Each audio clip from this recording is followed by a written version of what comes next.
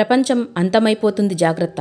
ప్రపంచం అంతదిశకు చేరుకున్నప్పుడు పాపాలు మరిన్ని ఎక్కువగా అయిపోతాయి. నీతి నియమాలు పూర్తిగా అడుగంటిపోతాయి.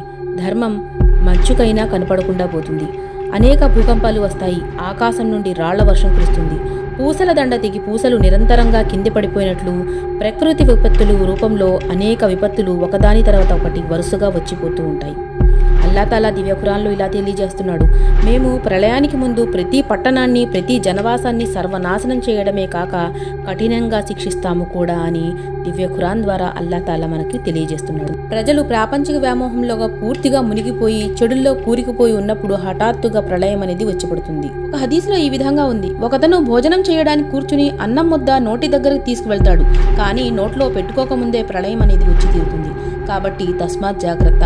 నుండైనా చెడు నుండి పాపాల నుండి దూరంగా ఉండడానికి మనం తప్పకుండా ప్రయత్నం అనేది చేయాలి. అల్లాతాలా క్షమిస్తాడు.